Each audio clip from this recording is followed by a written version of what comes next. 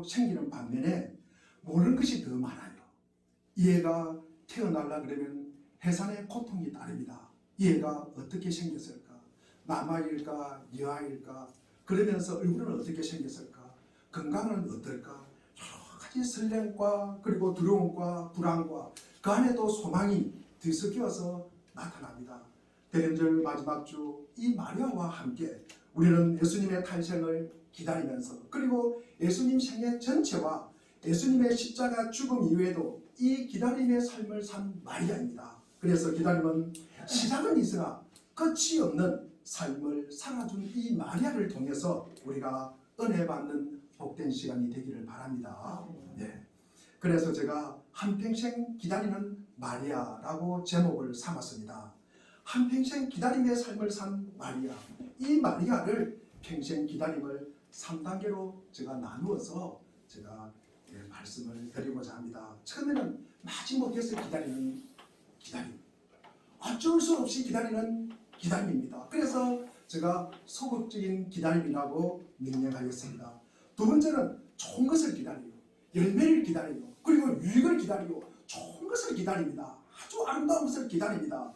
이것이 적극적인 기다림입니다. 세 번째로는 열매와 상관없이 기다립니다. 결과와 상관없이 기다립니다. 내 유익과 상관없이 기다리는 이 자발적인 기다림, 때로는 흥하기도 하고 쇠하기도 하고 가난하기도 하고 부하기도 하고 비천하기도 하고 영광의 자리에 상관없이 기다리는 기다림을 자발적인 기다림이라고 제가 하겠습니다. 첫째로 우리가 마리아의 이 소극적인 기다림은 때로는 불안하고 두렵기 그지없습니다. 성경에 보면은요, 아기를 기다리는 많은 사람들의 모습이 나옵니다. 우리가 창세기에 보면은 아브라함과 사라가 아기를 기다립니다. 거의 불임 상태에서도 아기를 기다립니다. 때로는 좌절하지만도 그래도 자식을 기다립니다. 그래서 이삭을 생산합니다. 마누아와 이 아내가 삼손을 낳습니다. 엘가나와 한나도 얼마나 사무엘을 기다렸습니까? 그러면서 아기를 낳습니다. 그리고 우리가 지난주에 본 누구요? 세례 요한도 아버지가 누굽니까? 사가라와 엘리사벳 이 통해서 이분들이 기다림을 통해서 이 세례 요한을 낳았습니다. 그런데 이 아기를 낳는다는 것은 너무나 경사스러운 일이에요. 너무나 축복된 일입니다. 너무나 기다렸던 일입니다. 그런데 오늘 우리가 말하고자 하는 이 마리아와는 좀 다릅니다. 마리아의 기다림과는 다르다는 말씀입니다. 우리 누가복음 1장 31절에 보면은 보라 너가 잉태하여 아들을 낳을 것이다. 이름을 예수로 하라 그랬습니다. 31절에 보면은 그런데 34절 아기를 낳을 거라는 이야기를 듣고 34절에 이 마리아의 반응이 어떻습니까? 어찌 이런 일이 그렇게 나타냅니다. 그러면서 38절에 보니까 나는 주님의 여종입니다. 말씀대로 이루어질 것이다. 그러니까 34절과 38절 사이에 그 사이에 어떤 일이 있었을까? 우리가 한번 상상해 보십시오. 어쩐 일이 있을까라고 당황하고 놀라고 걱정했던 그 모습이 소극적이지만도 그래도 그 말씀을 받아들이는 거예요. 아마 그 사이에는 뭐 울고 불고 어떤 일이 있었겠습니까? 엄청난 일이 아마 우리 마리아에게는 있었을 것입니다. 그래서 때로는 아마 저 생각컨대 화도 내기도 하고 그리고 이해되지도 않고 이런 일이 마리아에게 아마 일어났을 것입니다. 그런데 38절에 보니까 어쨌든 간에 나는 주님의 여종이다. 그러면서 그 상황을 받아들입니다. 받아들이는 걸 맞지만도 심호흡하는 소리, 침이 꼴깍 넘어가는 소리, 요즘 표현을 하면 주눅이 들어서 네네 그렇군요. 아마 이렇게 답을 했지 않을까. NIV 성경에도 보면은 이 마리아가 너무 근심스럽고 놀라워했다. 그리고 아주 혼란스러워했다. 그리고 심히 불안정하다. 이것을 시제를 보면은 과거에 한 번 했던 것이 아니라 미완료 시제라 그래가지고 계속 지속적으로 불안과 걱정하는 기다림을 나타내고 있습니다. 그것뿐만 아닙니다. 우리 31절에 보면은 우리가 보라 너가 잉태하여 아들을 낳을 것이다 그럽니다. 그런데 천사 가브엘이 이 이야기를 하고 32절에 보면은 이 가브엘 천사가 뭐라고 이야기하는지 한번 보겠습니다. 시작. 그가 큰 자가 되고 지극히 높으신 아들이라 일컬어질 것이요 주 하나님께서 그 조상 다윗의 왕위를 그에게 주시리라. 33절도 보겠습니다. 시작. 영원히 야곱의 집을 왕으로 다스릴 것이요 그 나라가 무궁하리라. 이 가멜이 마리아에게 이 나자가 큰 자가 될 것이고 척히 높은 이의 아들이 될 것이고 다윗의 왕위를 그에게 줄 것이고 그리고 영원히 야곱의 집을 왕으로 다스리실 그 나라가 또 무궁할 것이라고 이야기를 합니다. 그런데 마리아의 대답이 무엇입니까? 34절에 나는 남자를 알지 못합니다. 큰 자가 된다고 천사가 이야기해주도 34절에 마리아의 반응은 내가 어찌 이런 일이 있습니까? 놀라는 일밖에 없습니다. 사실은 그도 그럴 것이 1세 유대 사회를 감안하면은 아마 혼의 임신이라는 것은 아마 죽음을 각오하는 것이에요. 죽음을 각오하고 그리고 그 사회에서 아마 정상적인 생활을 하기가 힘들 것입니다. 소외되고 배척이 될 것입니다. 지금도 고위 아마 공직자로 진출하려고 그러면 이 사회는 그것을 용납하지 않습니다. 참말로 하나님의 은혜를 입는 것을 받아들이면서도 너무나 두려운 거예요. 그리고 하나님의 사랑을 받는 일은 너무나 멋진 일인데도 불구하고 그러나 그것을 감당할 일을 생각하면 아찔한 일입니다. 우리는 상상할 수 없는 도전과 그리고 용기가 필요하다는 말씀입니다. 제가 두 번째로는 이 마리아의 적극적인 기다림을 한번 보겠습니다. 우리 누가복음 1장 46절에 보면은 그 이하에 보면은 마리아의 찬양이 나옵니다. 내 영혼이 주를 찬양하며 우리 46절 한번 읽어보겠습니다. 시작. 마리아가 이르되 내 영혼이 주를 찬양하며. 마리아는 어떻게 이 앞선 앞에서는 너무나 소극적으로 근심걱정이 많았습니다. 그런데 지금 주님을 찬양하는 적극적인 반응으로 바뀌어가는 것입니다. 그전에는 인내를 짜내어 인정하는 자리에 있었지만 지금은 기쁨이 가득한 찬양의 자리로 옮겨왔습니다. 왜 그럴까? 어떻게 해서 이 마리아가 이렇게 바뀌었을까? 우리 누가복음 1장 38절에 주의 예정이 있으니 말씀대로 이루어질 것이다. 이거 소극적인 기다림이라고 그랬습니다. 그런데 이 38절과 46절 사이에 우리 내 영혼이 주를 찬양한다. 그러니까 그 사이에 있는 38절과 46절 사이에 무슨 일이 있을까? 그러니까 우리 39절과 45절이 어떤 내용입니까? 39절, 45절이 어떤 내용이세요? 마리아가 누구를 찾아갑니까? 엘리사벳을 방문하는 내용입니다. 그래서 엘리사벳을 만난 이후로 믿음의 동력자를 만난 이후로 기쁨이 넘쳐서 찬양하는 마리아의 모습을 보게 됩니다. 분명히 아마 이런 어려움은 우리에게 시간이 때로는 답일 수도 있습니다. 시간이 지나면서 조금씩 그 상황을 받아들이기도 하고 자신에게 일어난 일을 갖다가 이해할 것입니다. 그보다 더 중요한 사실은 자신을 이해할 수 있는 사람을 찾아가는 거예요. 자신을 이해할 수 있는 사람을 찾아갑니다. 누가복음 1장 우리 39절과 우리 40절 말씀을 한번 보겠습니다. 39절 40절 시작. 이때 마리아가 일어나 빨리 산골로 가서 유대한 동네에 이르러 사가랴의 집에 들어가 엘리사벳에게 묻하니. 그렇습니다. 가벨이 떠나자 천사가 떠나자 이 마리아는 그냥 잊지 않고 이 엘리사벳을 찾아갑니다. 아마 요즘 같아서는 휴대전화도 할 것이죠. 무슨 전화로 아마 전화를 하든지 문자를 하든지 할 것입니다. 아마 20년 전에는 어떤 일이 있을까? 아마 유선전화를 했겠죠. 50년 전쯤에는 어떻게 했겠습니까? 그 당시는 아마 편지를 썼을 것입니다. 정보를 치든지 편지를 썼을 것입니다. 그 당시에는 직접 가는 방법 외에는 아마 방법이 없었을 것입니다. 그래서 이 마리아가 엘리사벳 찾아간 것입니다. 마리아의 친척 엘리사벳은 사가라, 엘리사벳과 사가는 유대 산골에 삽니다. 왜 하필 그 부부를 찾아갔을까? 아는 사람이 이 사람밖에 없어서 그랬을까? 자신이 너가 잉태하여 아들을 낳을 것이라는 그 이름을 예수라고 하는 이 기적적인 일을 갖다가 아마 이 엘리사벳이나 사가라 정도 되면 이것을 분명히 이해해 줄 것이다. 이것을 알 것이라는 말씀입니다. 우리가 가는 내가 빵을 만들고 싶어요. 그러면 누구를 찾아가겠습니까?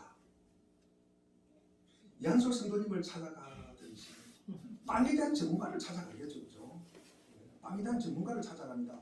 그러면서 빵 만드는 일에 가장 긍정적으로 말하는 사람을 찾아갈 것입니다. 아마 빵 요즘 만들어봤자 먹지 않아. 그 별로 밀가루 음식 몸에 좋지도 않아. 그런 사람을 찾아가지 않을 것입니다.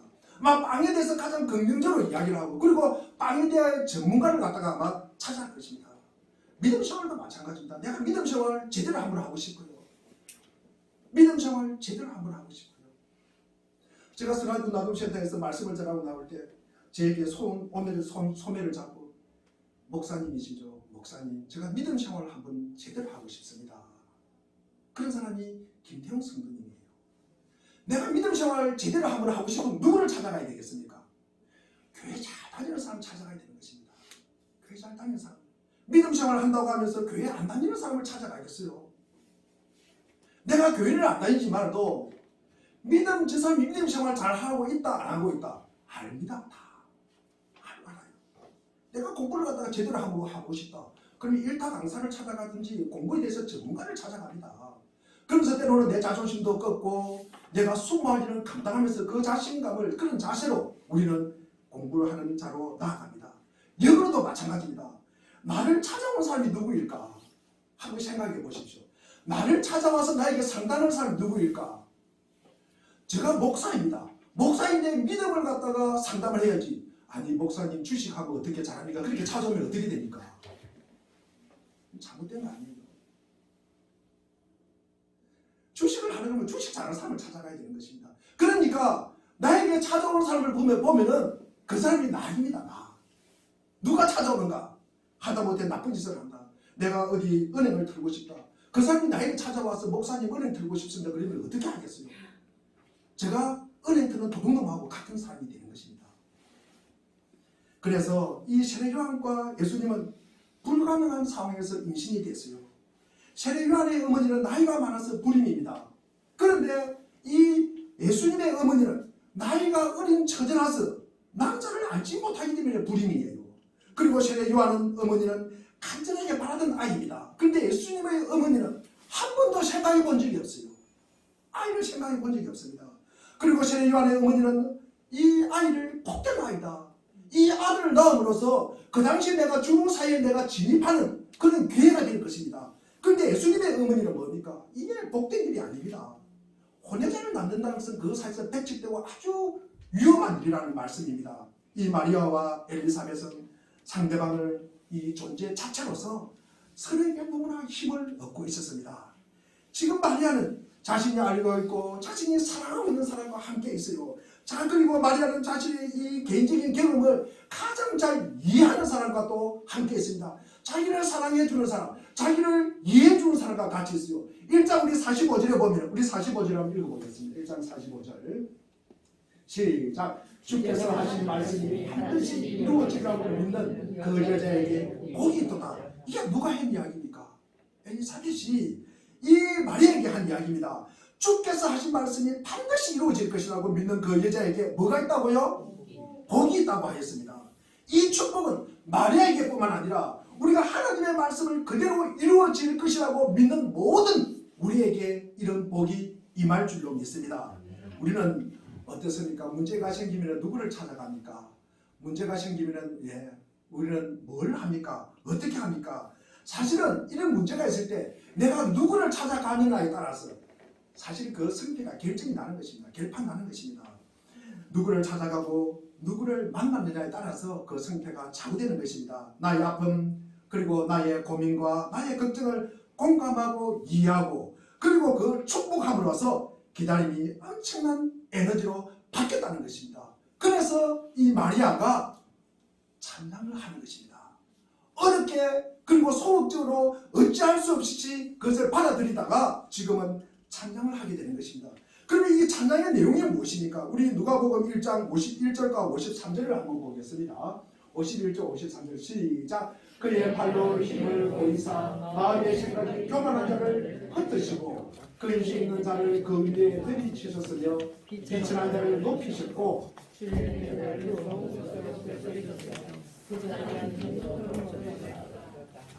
그렇습니다. 누가복음 1장 이 이야기는요. 우리가 교만한 사람을 흩으시고 비천한 사람을 또 높이시고 그리고 줄인 자를 배부르게 하고 부한 자를 빈손으로 보내셨다. 이 찬양의 내용은 한나의 노래가 참 비슷합니다. 우리 사무엘상 2장 7절과 8절도 보면 하나님은 여호와 하나님은 가난하기도 하고 부하기도 하고 그리고 낮추시기도 하고 높이시기도 하신다는 말씀입니다. 그래서 이 찬양은 역전의 찬양입니다. 그래서 새로운 기준이 설정되는 것입니다.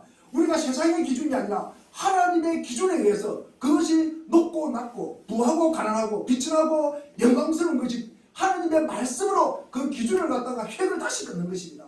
그래서 하나님의 기준 안에 있을 때, 하나님의 말씀 안에 있을 때 부하고 높임받고 영광 중에 있다는 것입니다. 과거에 이스라엘을 구원하셨던 그 하나님이 다시 우리를 구원해 주실 것이다.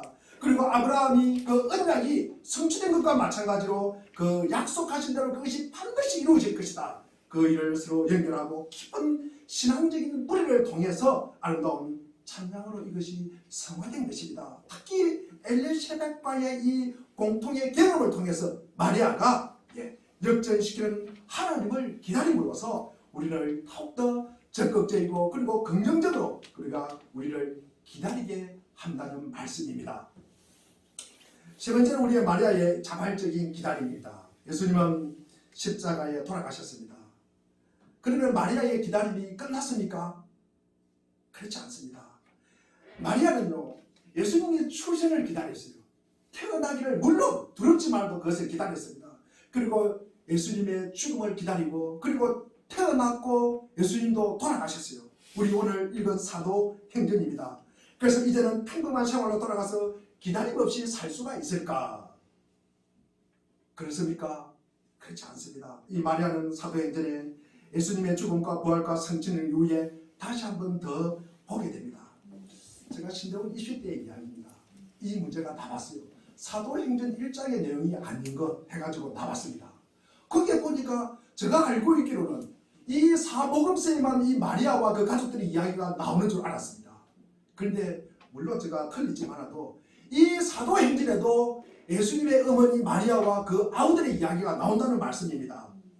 그래서 이 복음서에만 나오는 것이 아니라 사도행전에도 나온다는 이 사도행전 우리 13절 1장 13절 14절 우리 오늘 본문 말씀을 우리 한번 더 읽어보겠습니다. 자, 시작. 들어가 그들이 요한 다락방으로 올라가니 베드로, 요한, 야고보, 안드레와 그들이 도마와 바돌로니 마테와 및 알페오의 아들 야고보, 셀로의 시몬, 야고보의 아들 유다가 다 거기 있어 여자들과 예수의 어머니 마리아와 예수의 아우들과 더불어 마음을 같이하여 오지 기도에 힘쓰라.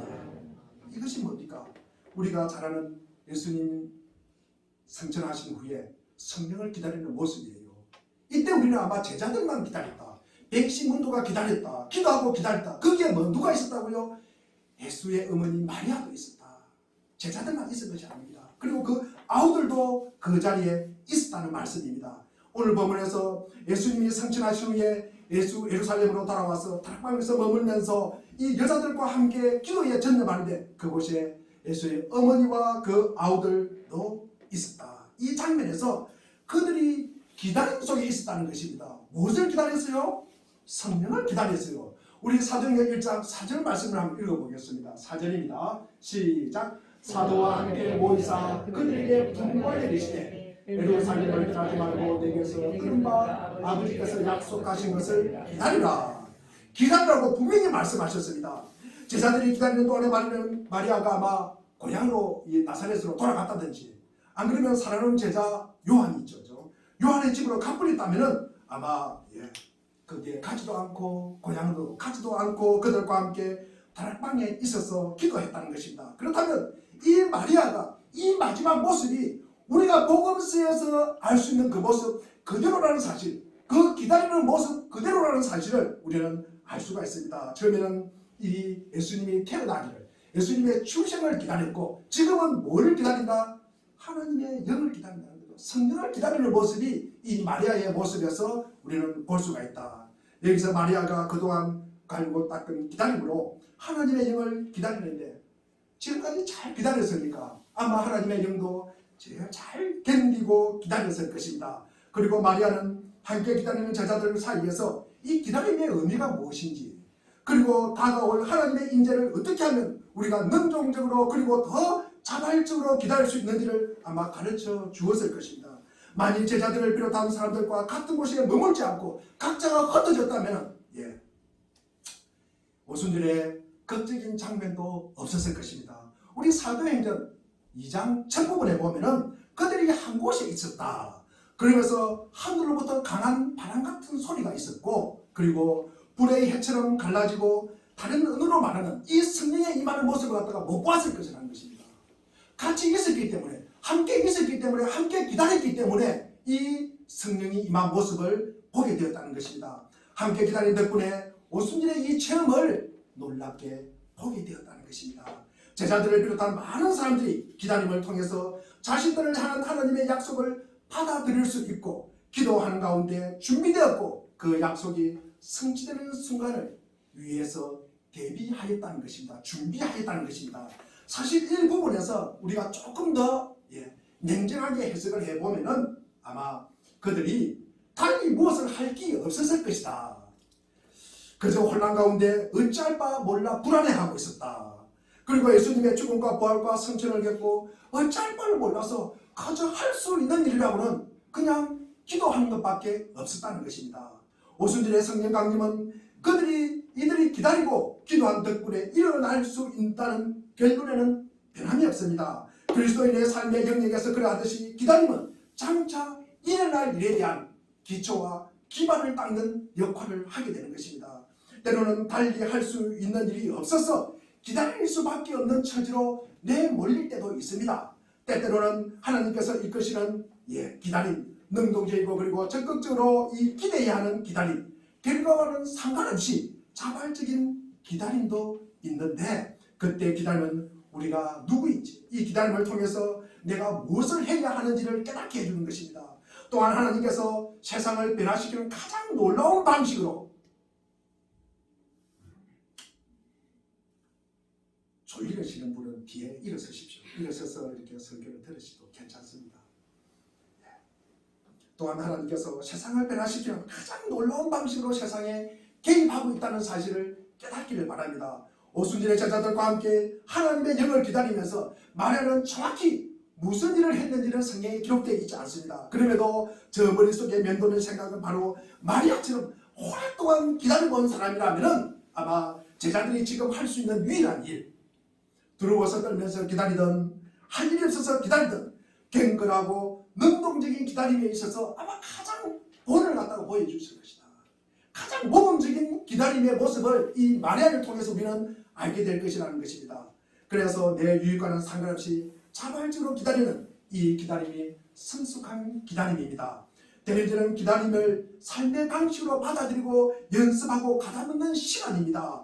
기다림을 통해서 삶의 기초를 놓는 시간입니다. 그러나 이 시간을 보내야 하고, 그러한 시간을 보내야 훗날 무엇을 해야 할지 알 수가 없을 때, 내게 왔을 때 내가 살다 보면 내가 어떻게 해야 될지, 무엇을 해야 될지 모를 때가 있습니다. 그럴 때가 있습니다. 그럴 때가 왔을 때 하나님께서 우리 가운데 개입하실 수 있는 현재의 그 순간을 갖다가 마련하고 그 가운데 깊고 그리고 고요한 기다림을 우리가 누리게 될 수 있을 것입니다.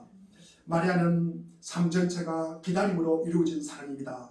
기다릴 수밖에 없었던 사람의 대표적인 예가 이 마리아입니다. 우리가 마리아를 처음 마주대했을 때 그녀는 예수님의 탄생을 기다렸고 또 예수님의 죽음을 기다렸습니다. 마리아는 하나님께서 약속하신 좋은 일을 기다린 것이 아닙니다. 오랫동안 기다린 것을 기다리는 것이 아닙니다. 오랫동안 자기가 기대하고 바라던 것을 기다리는 것도 아닙니다. 오히려 가장 두려워하는 일을 기다린 것입니다. 예수님의 탄생도 그렇고 예수님의 죽음도 그렇습니다. 이러한 유행의 기다림은 지금까지 우리가 기다리고 본 기다림과는 한층 더 새롭고 더 깊고 더 성숙한 우리의 기다림으로 만들어 주실 것입니다. 사도행전 1장 14절에서 오순절 동안에 예수님의 제자들과 함께 기다리는 장면은 참으로 마리아가 너무나 자발적으로 기다리는 모습입니다. 예수님이 이 땅에서의 생애는 끝났습니다. 그래서 이제는 예수님을 기다릴 필요가 있습니까? 없습니까? 마리아 입장에서는 없어요. 육신적으로 봐서는 없습니다. 그러나 마리아는 여전히 기다리고 있어요. 여전히 기다리고 있습니다. 완전히 다른 선택지가 주어졌습니다. 본인이 이 선택을 할 수가 있습니다. 그런데도 마리아는 기다림을 선택한다는 것입니다. 여기서 우리는 마리아가 평생에 걸쳐서 기다림에 대한 중요한 교훈을 배웠고 그러한 이유로 기다릴 필요가 없을 때조차도 기다림으로 이어가고 있다는 흔적을 우리에게 보여주고 있습니다. 우리는 마리아에 대해 아는 것이 너무나 아는 것은 피상적입니다. 마리아의 삶에 영향을 끼치는 사건들, 그리고 마리아의 삶을 만든 우리가 그 사건들은 압니다만, 마리아는 각 사건에서 어떻게 이 사실을 이해하고 그리고 이 사실을 연결시키는지는 우리는 잘 모릅니다. 세세하게 알 수가 없습니다. 우리는 마리아가 그녀의 삶의 대부분을 기다림으로 보냈다는 것은 알지만 그 상황을 어떻게 이 마리아가 견뎌냈는지는 성경에 기록되어 있지 않습니다. 복음서 안에서 마리아는 큰 고통과 큰 기쁨 속에서 그리고 예수님의 탄생과 죽음을 기다리면서 말없이 서 있는 인물입니다. 그리고 마리아의 괴로움, 그리고 이 마리아의 영광을 함께, 기다림의 괴로움과 기다림의 영광을 함께 묵묵히 지켜보고 있는 빛을 보여준 사람이 마리아입니다. 어찌됐든 우리에게 주어진 교훈은 변함이 없습니다. 바로 이 시대를 지켜보는 과정에서 우리는 때로는 틀릴 수도 있고, 우리는 기다리면서 내가 틀릴 수 있다는 사실을, 그리고 우리의 이해는 부분적이라는 사실을 우리가 깨닫게 해줍니다. 때로는 사람들은 우리가 보기에는 제정신이 아닌 것 같지는 아니지만도 그랬던 방식으로 행동할 수 있음을 받아들여야 한다는 것을 그것도 우리가 아는 것입니다. 이후에 나의 관점을 바뀌어야 할 수 있음을 겸허하게 인정을 하셔야 됩니다. 그리고 기다림은 시작은 있으나 끝이 없다는 교훈을 우리의 기다림 안에서, 우리의 삶을 통해서 우리는 담아내야 하는 것입니다. 대림절은 기도와 묵상에 깊이 뿌리를 둔 기다림으로 우리를 부르셨습니다. 그래서 그 기다림이란 우리가 이해할 수 없는 일은 물론이고, 그리고 이해하는 일뿐만 아니라 이해하지 못하는 일도 우리가 받아들여야 된다는 것입니다. 그리고 그 기다림은, 우리와 함께 하시는 하나님은 우리가 온전히 이해할 수 있는 방식으로 모든 일을 헤아리시는 분은 아니시다. 다시, 우리가 온전히 이해하는 방식으로, 하나님께서는 우리가 온전히 이해하는 방식으로 모든 일을 헤아리시는 분은 아니라는 사실을 우리는 인정하셔야 됩니다. 우리가 하나님이 하는 일을 어떻게 다 알겠습니까? 그리고 하나님이 하는 일을 우리가 다 이해할 수 없다는 사실도 우리가 인정을 해야 되는 것입니다. 대림절의 사주가 말씀을 마무리하면서 우리는 하나님의 말씀, 언약에 대한 약속의 성취보다는 우리가 그분 앞에 잠잠히 머물 수 있는 것이 더 소중하다. 우리가 대림절 첫 주에 아브라함과 사라의 말씀을 전하면서 제가 말씀을 전했습니다. 그리고 그 앞에 머물 수 있는 믿음이 우리를 현재를 살아가는 힘이요 능력이라고 말씀을 전했습니다. 그것이 역사의 큰 눈덩이를 굴러가는 구원의 길이다. 그 안에 창조가 있고, 그 안에 홍해를 건너는 구원이 있고, 광야를 건너는 아픔이 있고, 그 안에 고난을 견뎌내면서 생명과 자유와 그리고 회복과 치유를 통해서 구원의 역사가 함께 어우러져 간다는 사실을 두 번째, 대림절 두 번째 주에 제가 말씀을 드렸습니다. 제가 자주 만나는 목사님의 손자가 첫돌이 되었습니다. 혼자서 겨우 일어서고 한 걸음 딛고 넘어지곤 한답니다. 그래서 한 손을 잡아주면은 한 걸음 한 걸음 걷는데 별로 지장이 없이 집안을 몇 바퀴씩 돌곤 한답니다. 만약에 할아버지께서 할아버지의 걸음대로 걸어가면 이 아이가 따라올 수 있습니까? 없습니까? 같이 갈 수 있어요? 없어요? 없습니다. 그런데 때때로는 지루하고요, 때때로는 아기의 보조에 맞춘다는 것은 불편하기도 합니다. 그러면서 이 손주는 무럭무럭 자라가는 것입니다. 어느 날인가 할아버지 앞을 달려갈 것입니다. 할아버지보다 앞서서 달려갈 것입니다. 우리는 예수님께서 오시는 이 대림제일 마지막 주일에 때때로는 막연하고 희미하고 불가해 보일지라도 무섭고 두려워도 기다려야 합니다. 아파도 힘들도 기다려야 합니다. 기쁘고 즐거워도 기다려야 합니다. 그리고 당장 열매가 없고 결과가 없고 유익하지 않더라도 우리는 기다려야 하는 것입니다. 그래야 우리는 함께 하나님 나라를 이루어가는 복된 구원의 길을 함께 우리가 걸어가면서 매일매일 살아가는 일상에서 우리는 구원의 역사를 경험하는 귀한 은혜가 우리에게 있기를 바랍니다. 기도하겠습니다.